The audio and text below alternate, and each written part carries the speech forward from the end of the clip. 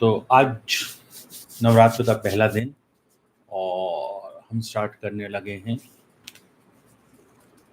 Numerology के basic फंडे, how to learn numerology. तो ये सब स्टार्ट करने से पहले सबसे पहले नाम अपने गुरु महाराज का। गुरुर्ब्रह्मा गुरुर्विष्णु गुरुर्देवो महेश्वरा, गुरुर साक्षात परम ब्रह्म तस्मै श्री गुरुवे नमः। प्रथम नमस्कार मेरे कुल गुरु गुलशन गिरी जी महाराज। दूसरा नमस्कार मेरे इष्ट देवता दत्तात्रेय जी देव। तीसरा नमस्कार मेरे माता पिता को। नमस्कार मेरे पूर्वजों को। नमस्कार परम पिता परमात्मा को। नमस्कार हर उस पॉजिटिव एनर्जी को जो मेरे आसपास विराजमान है। मैं नमस्कार करता हूँ हर उस नेगेटिव एनर्जी को जो मेरे आसपास है लेकिन आज मुझे बिल्कुल भी परेशान नहीं करेगी। हे माँ प्रकृति, मुझे आशीर्वाद दें कि मैं ऊर्जावान होकर उन सभी लोगों तक ज्ञान फैला सकूं जो भी मेरा ये वीडियो देख रहे हैं।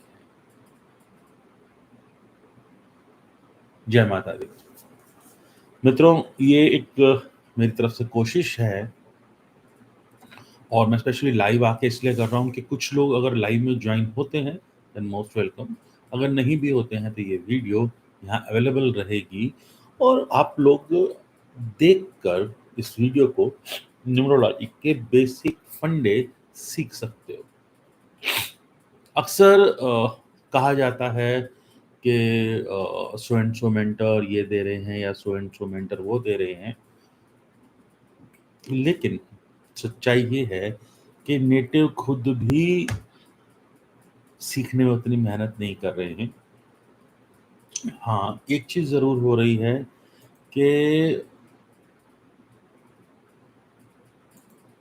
जो न्यूमरोलॉजी है इसको शायद सही ढंग से समझा ही नहीं जा रहा है। बहुत से लोग न्यूमरोलॉजी को एस्ट्रोलॉजी से कंपेयर करते हैं।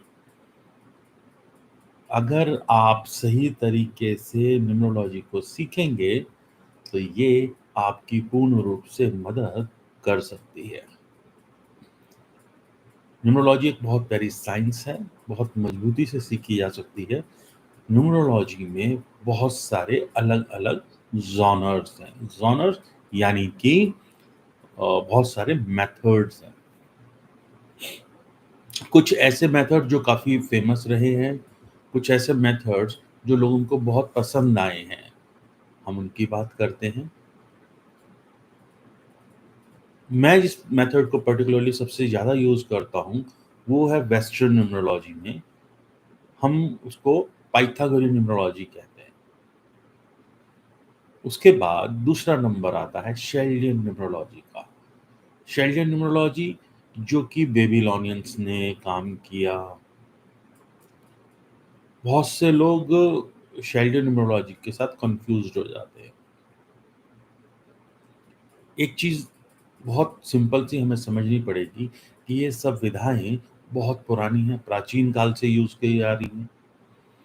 जिस समय कीरो को इस विधा के बारे में पता लगा तो बहुत सी किताबों में है कि कीरो हिंदुस्तान में आए और यहाँ आने के बाद वो देहरादून से ऊपर इधर की तरफ में कई सारे पंडितों के पास गए और उन्होंने रिक्वेस्ट की कि उनको न्यूमरोलॉजी सिखाई जाए।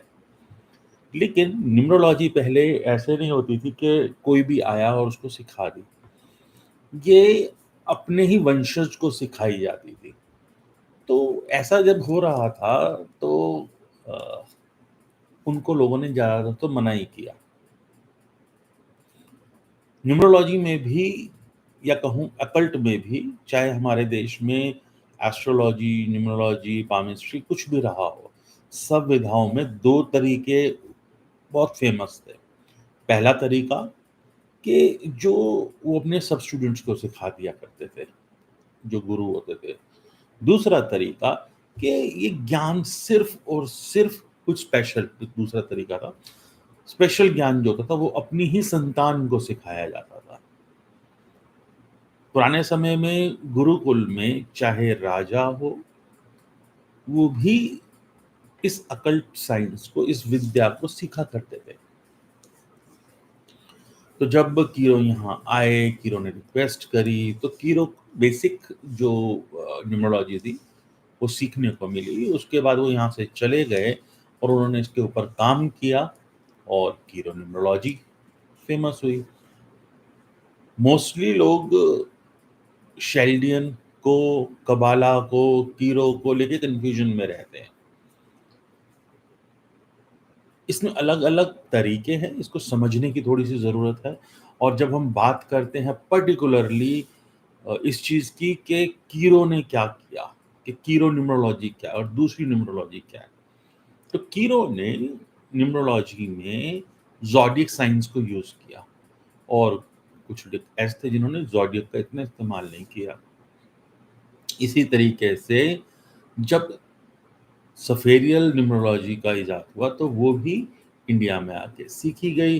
भारत से सीखकर जब वापस गए तो इस न्यूमरोलॉजी के ऊपर काम किया। अब बेबीलोनियन या कैलेडियंस जो थे उन्होंने इस पे काम किया और कैल्डियन न्यूमरोलॉजी या शेल्डियन न्यूमरोलॉजी का इजाद हुआ। जब शेल्डियन न्यूमरोलॉजी की बात करते हैं तो यहाँ पर न्यूमरोलॉजी में 4 ग्रुप होते हैं, 4 ग्रुप ऑफ नंबर्स। अब ये 4 ग्रुप ऑफ नंबर्स क्या है? पहला ग्रुप 1, 2, 4, 7, यानी कि ये कहा जाता है नंबर 1, नंबर 2, नंबर 4 और नंबर 7 आपस में समन्वय बनाकर चलते हैं, अच्छा रिलेशन बनाकर चलते हैं। उसके बाद नंबर आता है 3, 6, 9, यानी कि 3, 6, 9, और कहा जाता है इनका आपसी रिलेशन, परस्पर संवाद अच्छा है, इनकी रिलेशनशिप अच्छी है। उसके बाद नंबर आता है नंबर 5 का। कहा जाता है ऐसा कोई भी नंबर जो कि 5 से डिविजिबल हो, ऐसा कोई भी नंबर जो 5 से डिविजिबल हो, 5 की उसके साथ रिलेशनशिप अच्छी रहती है। और लास्ट जो ग्रुप होता है वो होता है 8 नंबर का। तो 8 नंबर अपने ही जैसे 8 को पसंद करता है। अब यहाँ पर ये समझना पड़ेगा कि ये क्या है, ये नंबर्स कैसे समझेंगे, ठीक है? तो आज मैं पर्टिकुलरली जिसकी बात करने जा रहा हूँ वो वैदिक न्यूमरोलॉजी क्या? वैदिक न्यूमरोलॉजी यानी कि वैदिक एस्ट्रोलॉजी बेस्ड न्यूमरोलॉजी। नॉर्मली आप लोगों को सुनने को मिलेगा कि जिस तारीख को आप जन्मे हैं, 1 से लेके 30 तक कोई भी तारीख हो गई, उस तारीख को हम मूलांक कहते हैं। यानी कि 1 टू 9 जो नंबर्स हैं, उन नंबर्स को प्राइमरी नंबर्स कहा जाता है। उसके बाद जो नंबर शुरू हो जाते हैं फ्रॉम 10 टू 31, ये कंपाउंड हैं। और जब कंपाउंड नंबर आते हैं, जैसे 10 आया तो 1 प्लस 0 इट बिकम्स 1, यानी कि मूलांक 1 हो गया। इसी तरीके से अगर 3 आया, 4 आया, 5 आया, तो जो भी कंपाउंड को एडिशन करने पे जो नंबर आया, वही नंबर आपका मूलांक कहलाता है। इसके बाद नंबर आता है आपकी डेट ऑफ बर्थ, आपका मंथ ऑफ बर्थ और आपका ईयर ऑफ बर्थ। इन तीनों को जब आप ऐड करते हैं और जो भी कंपाउंड आए उसको सिंगल डिजिट पर लेकर आते हैं, तो वो आपका भाग्यांक कहलाता है। और इसी तरीके से शेल्डन न्यूमरोलॉजी में 1 से लेकर 8 तक के नंबर्स में सभी इंग्लिश अल्फाबेट्स को बाँटा गया है। तो आपके जो नेम में आने वाले लेटर्स हैं, जब उनको 1 से लेकर 8 तक नंबर्स की वैल्यू दी जाती है, उनका एडिशन किया जाता है, तो जो नंबर आता है उसको कहा जाता है नामांक। होप आपको सब पसंद आ रहा हो, समझ आ रहा हो। और जब आप ये वीडियो देखें, अगर कहीं कोई कन्फ्यूजन हो तो इसको बैक करके देखें, कॉपी पेन अपने साथ रखें और लिख लें, यह ज़्यादा अच्छा रहेगा। ठीक है जी?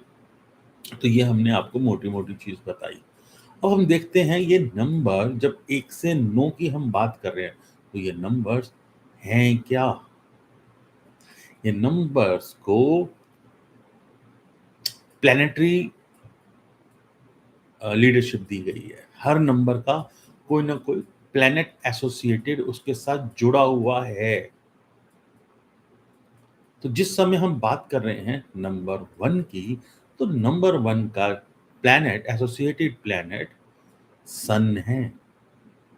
तो जिस तरीके से सन यानी कि एक नंबर एक लीडर को दर्शाता है, हमारे घर के लीडर हमारे पिता, तो पिता को भी नंबर 1 दर्शाता है। इसके बाद नंबर 1 से हम देखते हैं वो उस बंदे का, उस नेटिव का कितना नाम होने वाला है, वो कैसे फेमस होने वाला है। ऑल्दो नंबर 1 का हम बहुत कुछ देखते हैं, जैसे सूर्य एकाकी प्लेनेट है, अकेलापन को भी दर्शाता है। ठीक है? तो नेक्स्ट जो बात आती है, वो आती है कि सूर्य लीडरशिप है, सूर्य पिता है, सूर्य, आप जब किसी ऑफिस में जॉब करते हैं, तो वहाँ के जो बॉस हैं, वो सूर्य हैं, क्योंकि वो लीडर हैं आपके। इसी तरीके से हमारे देश के लीडर, वो भी नंबर 1 सूर्य से देखे जाएँगे। इसी तरीके से जितने भी सरकार में काम करने वाले लोग हैं, वो नंबर 1 से देखे जाएँगे। सरकारी तंत्र, वो नंबर 1 से देखा जाएगा। इसके साथ-साथ और भी बहुत सारी चीज़ें हैं, जो नंबर 1 से देखी जाती हैं। पर्टिकुलरली नंबर 1 आपके बॉडी टाइप को भी बता रहा है। नंबर 1 आपके बारे में अथाह नॉलेज दे रहा है। लेकिन एक खास टिप जो नंबर 1 देता है, वो ये है कि क्योंकि ये नंबर सूर्यदेव से जुड़ा है, तो जिस समय सूर्यदेव आसमान में आते हैं, उस समय आप लोगों को उठ जाना चाहिए। सूर्यदेव के आने से कुछ क्षण पहले उठ जाना चाहिए। एक मूलांक की बात कर रहा हूँ मैं यहाँ पर। और जब सूर्यदेव जाते हैं, तो उसके बाद आपको खाना नहीं खाना एटलीस्ट, और कोशिश कीजिए जितनी जल्दी हो सके आप अपना वाइंड अप कीजिए काम को और सोने की तैयारी कीजिए। तो होप नंबर 1 के बारे में आपको बहुत कुछ पता लगा होगा। कहा जाता है कि कुंडली में नंबर 1 लगन में आ जाए, इंसान गंजा हो जाता है, उसके बाल उड़ जाते हैं। ओके? तो नंबर 1 किस चीज़ को दिखाता है? आपके सर को। इसीलिए कहा जाता है कि सोमवार, बुधवार और शनिवार, इसके अलावा आपको सर पे तेल नहीं लगाना चाहिए। ऐसा करने से आपका सूर्य खराब होता है, और जिसका सूर्य खराब होगा, उसको गवर्नमेंट से इश्यूज़ आएँगे। ऐसे इश्यूज़ जो भी गवर्नमेंट वर्क में कह लीजिए, या गवर्नमेंट से जुड़े हुए कामों का जो भी काम होगा, उसमें इश्यूज़ आएँगे। तो होप आपको नंबर 1 समझ में आया हो। ऑल्दो और अभी बहुत सी चीज़ें हैं जो इससे जुड़ी हुई हैं। अब नंबर आता है नंबर 2 का। नंबर 2 से एसोसिएटेड प्लैनेट की जब हम बात करते हैं, तो वो है मून। मून यानी कि चंद्रमा। चंद्रमा, सीधा-सीधा समझ लेना, अगर 1 नंबर पिता है, तो 2 नंबर माता है। जब हम अपनी माँ से मिलते हैं, तो हम भाव विभोर हो जाते हैं, इमोशनल हो जाते हैं, और उसी प्रकार से जब नंबर 2 की बात आती है, तो ये मन का कारक है। आपके मन में इमोशंस ज़्यादा ले आता है। तो नंबर 2 यानी कि मून, तो नंबर 2 वाले लोग होते हैं ज़्यादा इमोशनल होंगे। नंबर 2 वाले लोग इंट्यूटिव भी होते हैं। कहीं ना कहीं नंबर 2 एक छलिया का रोग भी है। जिस प्रकार चंद्रमा 28 दिन में अपने अलग अलग रूप दिखाता है, उसी तरीके से 2 नंबर वाले भी डुअलिटी लिए हुए हैं, चेंज होते रहते हैं। क्यों डुअलिटी की बात की मैंने? जिस तरीके से मून यानी कि रानी है तो रानी बट इमोशनल भी है। आप अगर देखोगे हमारी माता बड़ी मजबूती से हर परेशानी में हमारा घर सँभालती है, सब कुछ करती है, लेकिन वो मजबूती खुद बच्चों के लिए इमोशनल होके वीक पड़ जाते हैं, डुअलिटी आती है। ऐसे लोगों के साथ जब हमने बात करी, क्योंकि वो नंबर 1 सन से एसोसिएटेड है, तो नंबर 2 मून से एसोसिएटेड है। जब हम कह रहे हैं कि सन वाला टाइम हो तो उसको काम करना चाहिए, तो मून के लिए ऐसा नहीं है कि उसे रात को काम करना चाहिए, नहीं। क्योंकि मून की अपनी लाइट नहीं है। मून के पास जो लाइट पड़ रही है, वो लाइट अल्टीमेटली सन की ही है। तो जब मून की बात कर रहे हैं, तो याद रखना, जब जब धरती पे बदलाव आएगा मून के कारण, तब तक 2 नंबर वालों का इमोशंस, उनको नींद नहीं आना, इंसोम्निया हो जाना, टेंशन, बात बे-बात पे एकदम से घबराहट हो जानी, या कुछ भी चीज़ पसंद ना आना, वो सब वही चीज़ होती है। 2 नंबर वालों को सबसे ज़्यादा जो दिक्कत आएगी, वो अमावस को और पूर्णमासी, यानी कि पूर्णिमा। इस समय इनके मूड स्विंग्स काफ़ी ज़्यादा होंगे। एक चीज़ आप और देख सकते हैं 2 नंबर के लिए, कि डॉन एंड डस्क, सुबह-सुबह जब सूर्यदेव आते हैं, वो समय, और शाम को जब सूर्यदेव जाते हैं, वो समय। ये 2 समय होते हैं, जिसे हम गोधूली बेला भी कहते हैं, डॉन एंड डस्क भी कहते हैं। इस समय में नंबर 2 मूलांक वाले लोगों का इमोशनल टर्मॉइल ज़्यादा हो सकता है। नंबर 2 आपके लिक्विड कैश को दिखाता है, लिक्विड फंड्स को दिखाता है, यानी कि कैश को दिखाता है, लिक्विडिटी को दिखाता है। अब जो लोग पानी को वेस्ट ज़्यादा करते हैं, उनको कैश की प्रॉब्लम आएगी, बैंक से रिलेटेड इश्यूज़ में दिक्कत आएगी। 2 नंबर जिस तरीके से माता के समान सारे काम करता है, तो ऐसे ही जो भी सर्विंग वाली जॉब्स हैं, चाहे नर्स की है या हॉस्पिटैलिटी है ना? रेस्टोरेंट तो साथ में एक चीज़ और आ जाएगी, जहाँ पर दूध दही है, ये सब नंबर 2 को दर्शाता है।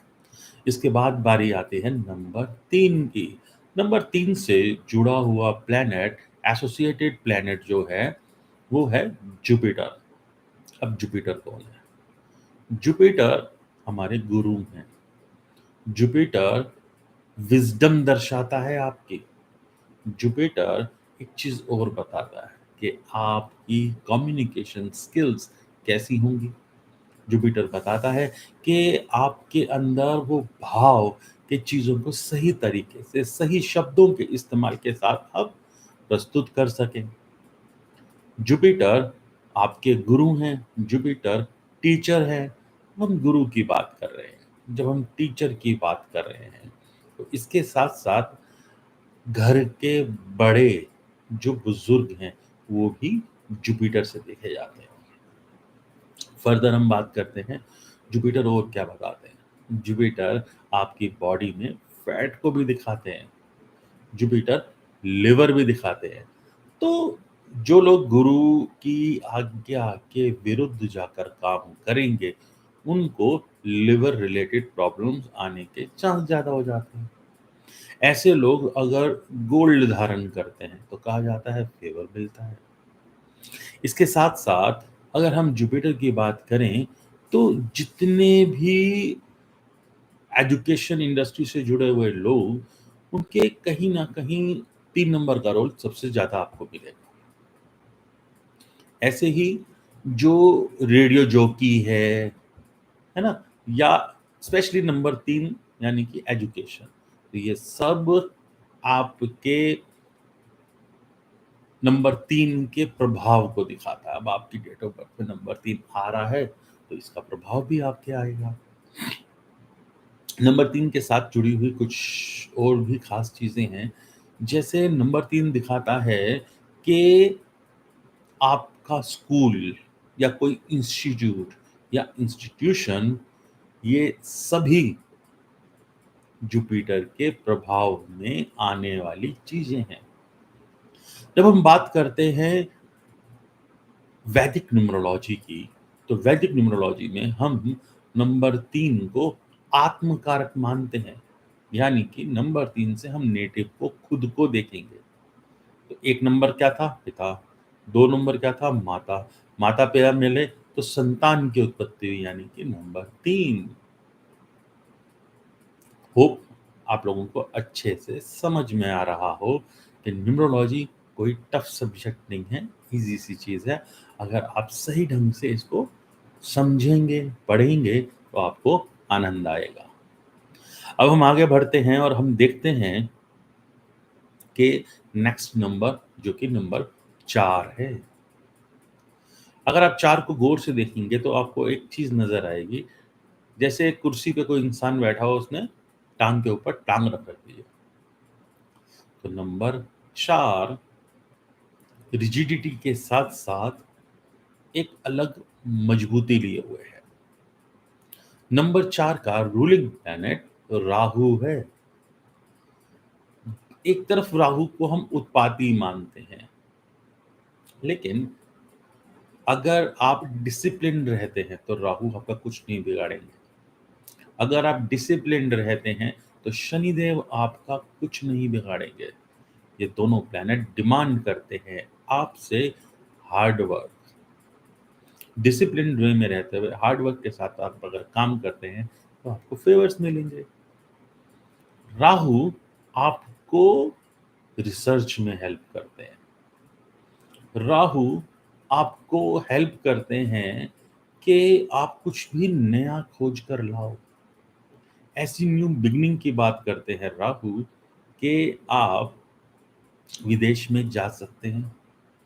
खास करके अरेबिक कंट्रीज़ में आपको फ़ेवर मिल सकता है। ऑब्वियसली हम कुछ कॉम्बिनेशंस को देखते हैं, बट राहु आपको वहाँ हेल्प कर सकते हैं। अब अगर हम बात करें आपके घर की, तो आपके घर में आपका कमोड वो राहु को दर्शाता है। आपके घर का साउथ वेस्ट कॉर्नर को रूल करने वाले प्लैनेट राहु ही है। और यही वो जगह है, अगर ये स्ट्रांग होगी तो आपकी रिलेशनशिप्स अच्छी होंगी। तो नंबर 4 आपसे डिसिप्लिन मांगता है। नंबर 4 रिबेलियस है। नंबर 4 रिबेलियस है। एक चीज और क्लियर कर दूं, जब हम नंबर 4 की बात कर रहे हैं, जब हम राहु की बात कर रहे हैं, तो राहु देव बेशक रिबेलियस है, लेकिन राहु देव की एक खासियत और भी है। वो खासियत ये है कि ये आउट ऑफ द बॉक्स सोच कर चीजें लेकर आते हैं और हमेशा काम करेंगे, हमेशा मेहनत करेंगे। अब अगर कोई इंसान 4 तारीख को जन्म लिए है तो वो प्योरली 4 पे वर्क करने वाला है। लेकिन अगर वो 13 से 4 पे है तो उसकी जो जीत उसको मिल रही है, उसका गुमान हो जाता है, वो लगातार उस ओर जाता है।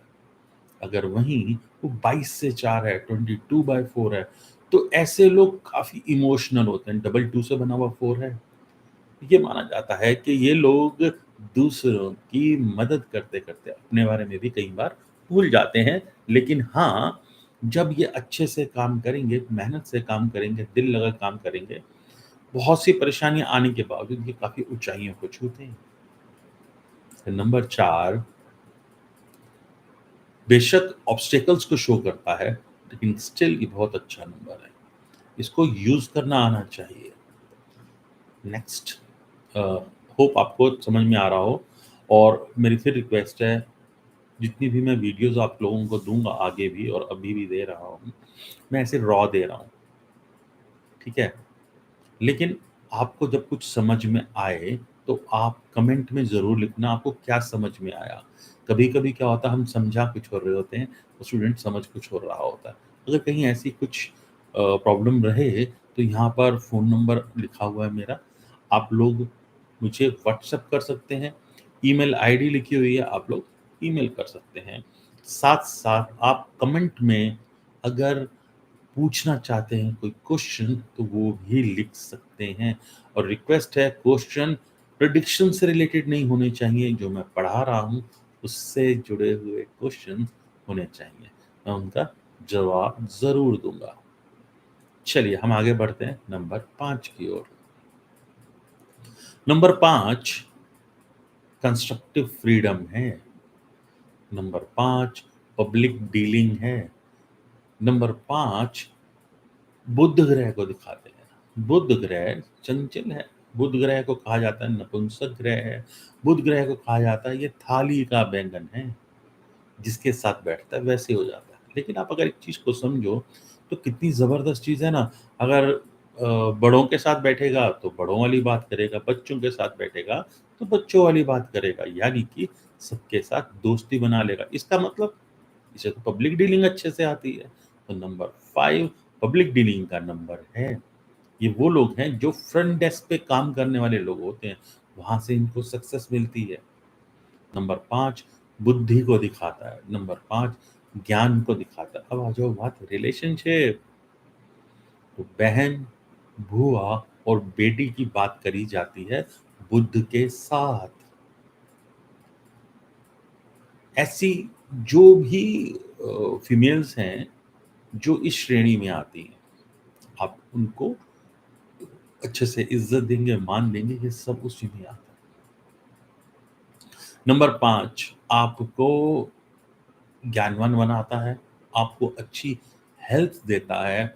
नंबर 5 आपको जीवन में आगे बढ़ने में मदद करता है।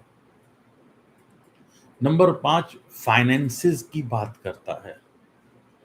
नंबर 5 आगे बढ़ के एडवेंचरस लाइफ जीने की बात करता है, पार्टी करने की बात करता है। लेकिन यहाँ बात आ जाती है कुछ कॉम्बिनेशंस की। जब हम बात कर रहे हैं 5 में 5, 14, 23 की, तो ये कॉम्बिनेशंस की बात आती है, वो कैसे बिहेव करेंगे।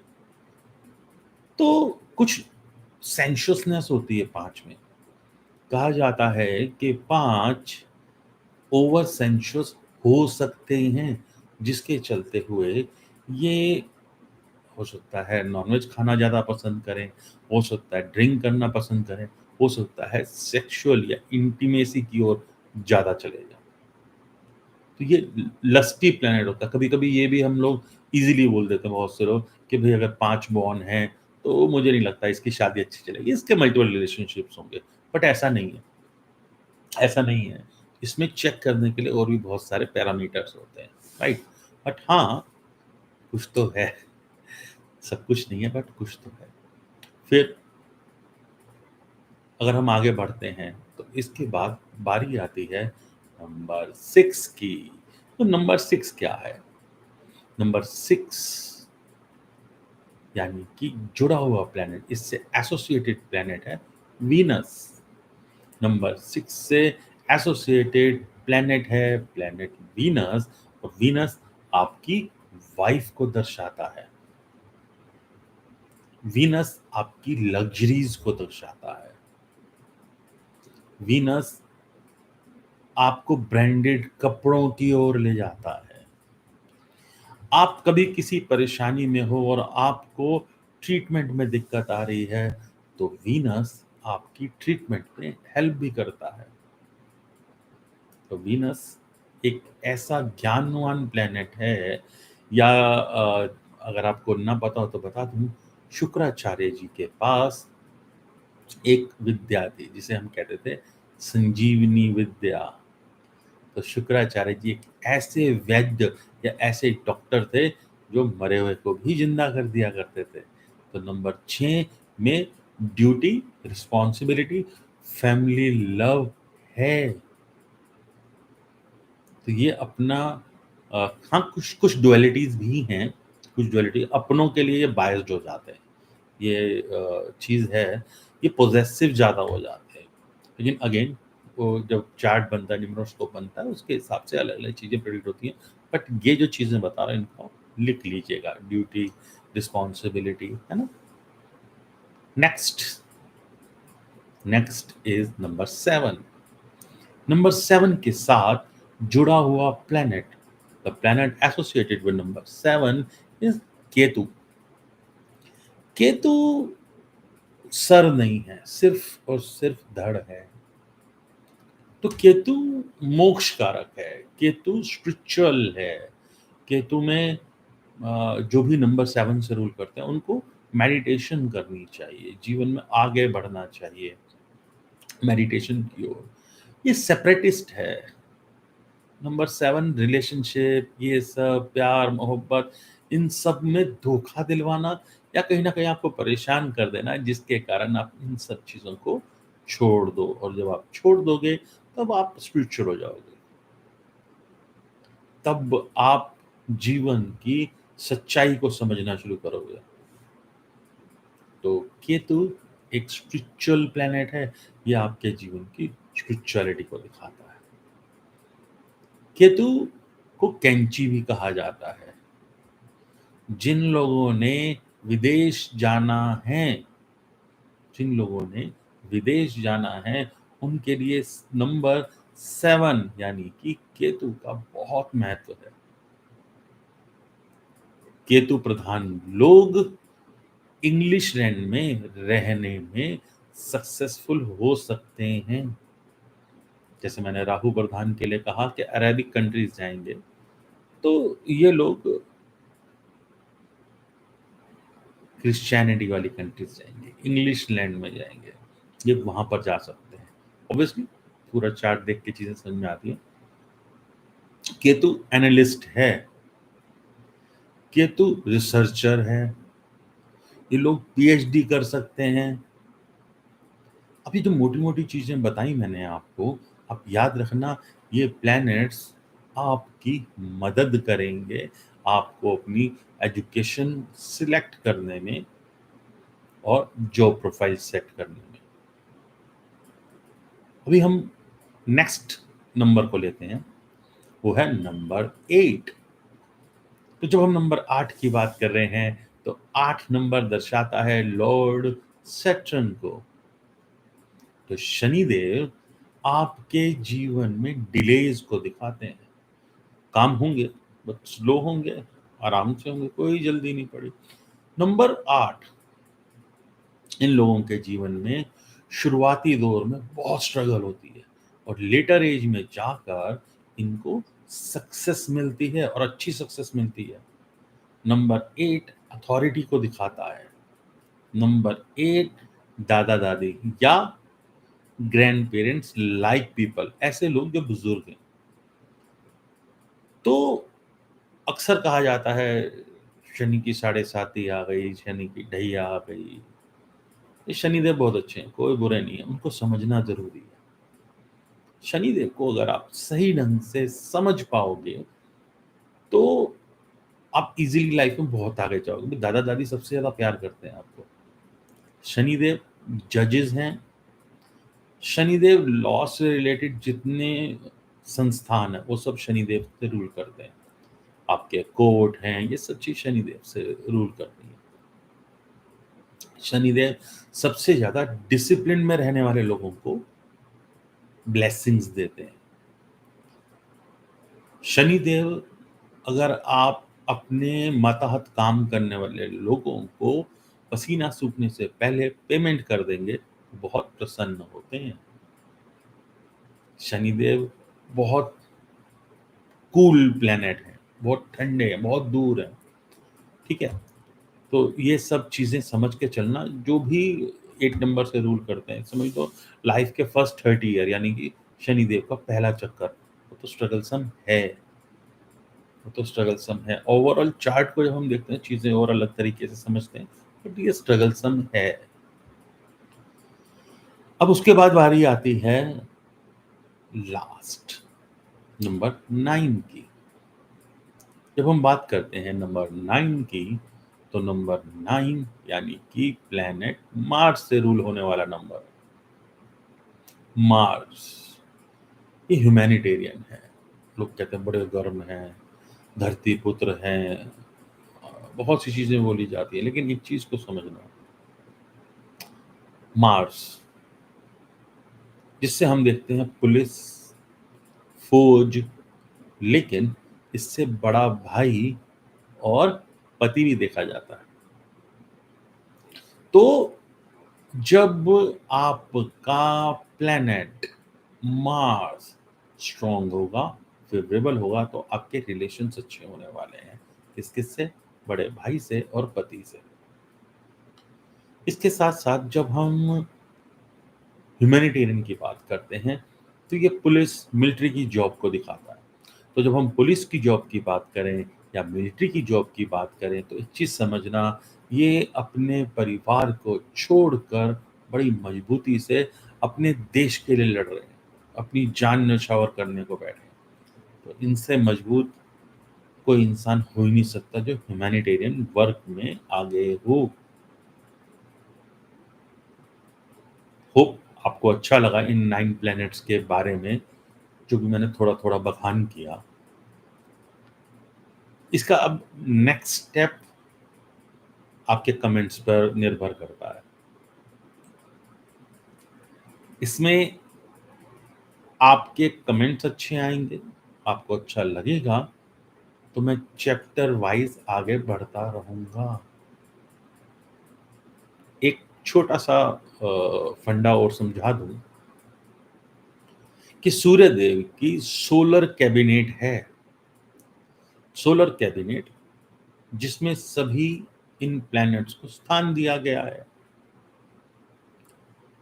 उस स्थान के अनुसार ये प्लैनेट्स काम करते हैं। जैसे सूर्यदेव इस सोलर प्लैनेट के किंग हैं, मून इस सोलर प्लैनेट की क्वीन है, जुपिटर इस सोलर कैबिनेट में प्राइम मिनिस्टर हैं, मुख्य सलाहकार हैं, राहु एक गुंडा है, रिबेलियन है, और इसका इस्तेमाल राजा करते हैं जब किसी दूसरे राजा के देश में प्रॉब्लम क्रिएट करने का। तो इनका कॉम्बिनेशन भी डेडली है। जब बात आती है 5 की, मरकरी की, तो मरकरी प्रिंस हैं, राजकुमार हैं, तो ये इसलिए भी लग्जरी देते हैं। नंबर 6 दैत्य गुरु वीनस, ये वैद्य हैं, आपके जीवन में लग्जरीज को देने वाले हैं। इनको दैत्य गुरु की उपाधि दी गई है। अगला नंबर आता है नंबर 7 केतु का।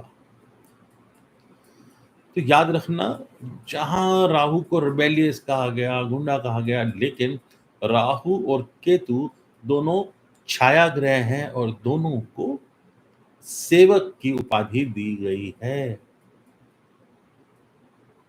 अलॉन्ग विद नंबर 8 शनिदेव सेवक होने के साथ साथ जज हैं, जज। लेकिन जज भी तो राजा के सामने, राजा का तो सेवक ही है ना। तो शनिदेव हैं जज, और राहु केतु ऐसे दो पुलिस वाले समझ लो जो गुड कॉप और बैड कॉप वाला काम करते हैं, अंदर की बात। और नंबर 9 मार्स मिलिट्री कमांडर, ऐसे कमांडर जो राजा की एक आवाज पर भागकर काम करने को तैयार हो जाते हैं। तो इस सोलर कैबिनेट में जो ये प्लैनेट्स हैं, इनको दो श्रेणियों में बांटा गया है, एक देवताओं की और एक दैत्यों की। सूर्य, चंद्र, बृहस्पति और बुध और मार्स, ये तीनों, मंगल, ये चारों देवता प्लैनेट्स हैं। शुक्र, राहु, केतु और शनि ये दैत्य प्लैनेट है। और नंबर 5 बुध, ये एनएच कहा जाता है, दोनों के बीच का प्लैनेट है। तो याद रखना, अगर आप किसी भी डेट ऑफ बर्थ को देखते हो तो मूलांक और डेट ऑफ बर्थ का टोटल करके जो नंबर आया भाग्यांक, अगर वो दोनों देवता ग्रुप से हैं तो समझ लेना उस इंसान की लाइफ कम स्ट्रगल्स के साथ बीतेगी, खुशी खुशी बीतेगी और उसका नेचर भी वैसा ही होगा। और अगर दोनों दैत्य ग्रुप से हैं तो अग्रेसिव होगा वो इंसान, उसकी लाइफ में स्ट्रगल एज सच नहीं हम कहेंगे, बट स्टिल चीजें कुछ अलग तरीके से जी जाएंगी, उतनी स्मूथ लाइफ नहीं होगी। और अगर ऐसे में एक देवता एक दानव या एक दानव एक देवता, तब लाइफ में स्ट्रगल आ जाती है। तो समझ लेना, अगर आपका मूलांक दैत्य है और आपका भाग्यांक देव है, तो किस्मत में तो लिखा है आप देवताओं वाले काम करोगे तब आप आगे जाओगे, लेकिन आपका खुद का जो नेचर है वो दैत्य वाला है। वाइस वर्सा, अगर आपका मूल देव नंबर और भाग्यांक दैत्य नंबर है तो आपका स्वरूप अच्छा है, आपको काम उल्टे सीधे करने पड़ रहे हैं। और इन्हीं को बैलेंस करने के लिए हम नामांक की बात करते हैं, आपके नेम नंबर की। और इसके बाद नंबर आता है आपके पीरियड नंबर का। तो ये पीरियड नंबर की लाइव वीडियो आएगी, लेकिन उस दिन आएगी जब यहाँ पर कम से कम, झूठ बोल के अभी मेरे को 10 से 20 सब्सक्राइबर्स और मिल जाएंगे। अगर आप लोगों को ये वीडियो अच्छी लगेगी, यहाँ पर मैसेजेस भर देना अच्छे से, ताकि मैं दोबारा ऐसा कोई कंटेंट आप लोगों के साथ शेयर कर सकूं। और एट अंगसत्वा अकेडमी हम लोग न्यूमरोलॉजी सिखाते हैं, वास्तु सिखाते हैं, टैरो रीडिंग सिखाते हैं, रेकी हीलिंग सिखाते हैं, और ऐसी अराउंड 55 मोडेलिटीज हम लोग सिखाते हैं। न्यूमरोलॉजी का हर जोनर मैं सिखाता हूँ। तो जो भी इंटरेस्टेड हो वो हमें मेल कर सकते हैं। और आज के लिए जय माता दी, एंजॉय योर लाइफ।